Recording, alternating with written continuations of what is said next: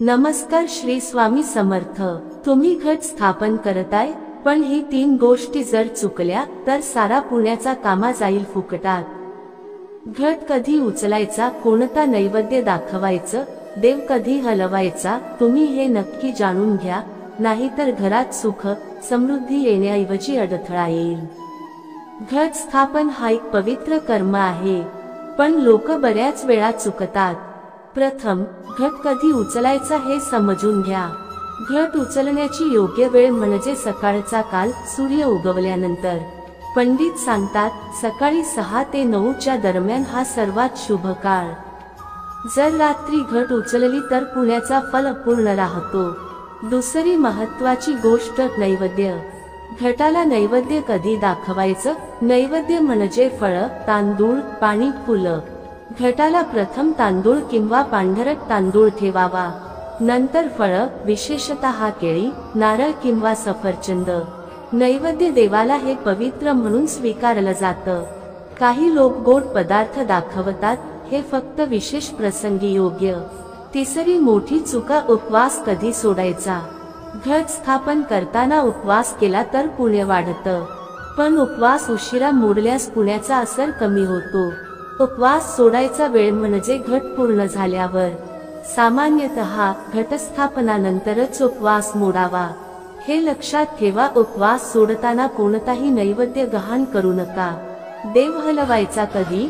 घट स्थापन झाल्यानंतर संध्याकाळी हलवणे सर्वात शुभ। हलवताना हळूहळू सर्व मंत्रांच्या जपासह।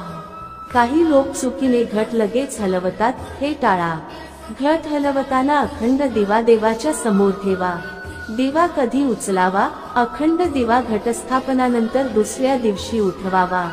दिवा ज्या दिशेला ठेवायचा ती दिशा देखील महत्त्वाची आहे। सामान्यतः उत्तर, पश्चिम किंवा उत्तर पूर्व दिशेला दिवा ठेवावा। उत्तर पूर्व दिशा शुभ मानली जाते, यामुळे घरात शांती येते। दिवा उचलताना मंत्र जपा, ओम नमः शिवाय। आता चर्चा करूया घट कडाकणीबाबत। घट कडाकणी बांधायची कधी? घट स्थापनानंतर लगेच कडाकणी बांधावी। कडाकणी बांधताना लाल किंवा पांढरी दोन्ही दोर वापरली जातात। दोर घटाभोवती 3 वेळा फिरवावी, यामुळे घरात सकारात्मक ऊर्जा टिकते। कडाकणीबाबत दुसरी गोष्ट, दिशा। कडाकणी नेहमी उत्तर किंवा पूर्व दिशेला बांधावी। चुकीची दिशा निवडल्यास पुण्याचा असर कमी होतो। आता नैवेद्याची पुन्हा आठवण। घटाला नैवेद्य फक्त पवित्र हातांनी द्यावे। कचऱ्याचा किंवा गंदा पदार्थ कधीही दाखवू नका। देवाला अर्पण करताना हळूच हात हलवा। नैवेद्याची मात्रा जास्त नव्हे, थोडी योग्य। फळ व तांदूळ आधी स्वच्छ करून ठेवा। उपवासाचा कधी सोडावा? उपवास करताना मन शांत ठेवावे। घटस्थापनासोबत उपवास शारीरिक आणि मानसिक तयारीसाठी उपयुक्त। उपवास मोडताना पाणी प्रथम घ्या, मग नैवेद्य हलके हलके देवाला अर्पण करा। उपवास मोडल्यावर त्वरित काही जंक फूड खाऊ नका। हलवताना दिवा जवळ ठेवा, मंत्र जप करा।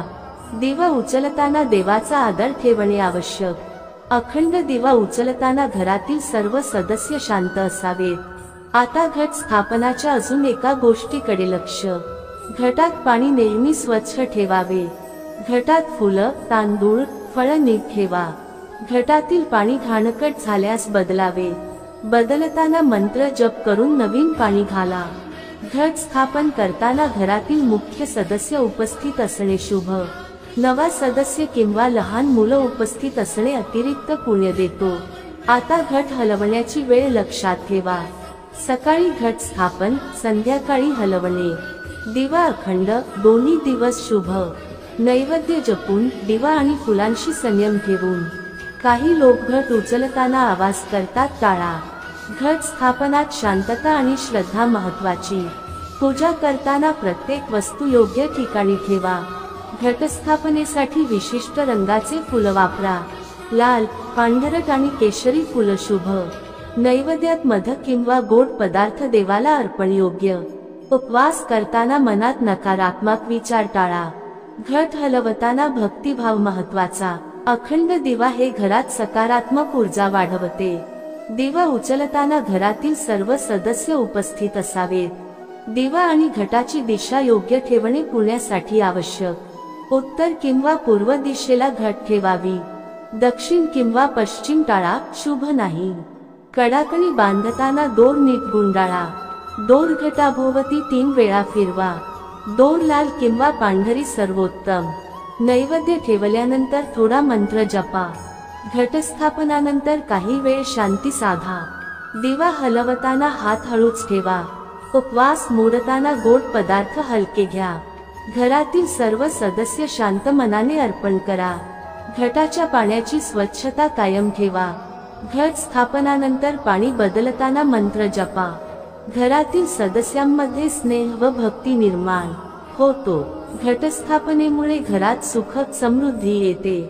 घट हलवताना देवाची पूजा करणे आवश्यक. अखंड दिवा उचलल्यास घरात शांती वाढते. नैवेद्य अर्पण करताना श्रद्धा राखा. उपवास केल्यास पुण्य वाढते. उपवास मोडताना संयम ठेवावा. घट स्थापनानंतर शुभ कार्य सुरू करणे योग्य. घरातील सदस्यांमध्ये सकारात्मक ऊर्जा निर्माण होते. घट हलवताना दिवा हळूच हलवा. दिवा उचलल्यास आधी देवाला प्रणाम करा. नैवेद्य अर्पण करताना हात स्वच्छ ठेवा. उपवास सोडताना मन शांत ठेवा.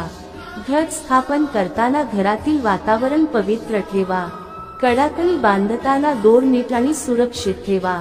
दिवा उजव्या बाजूला ठेवा पूजेसाठी. घट स्थापनानंतर मंत्र जप केल्यास पुण्य वाढते.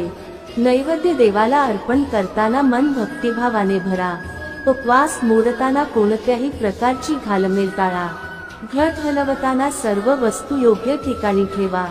दिवा हळूच उचलताना घरात शांतता राखा. नैवेद्य योग्य प्रमाणात ठेवल्यास घरात सुख येते.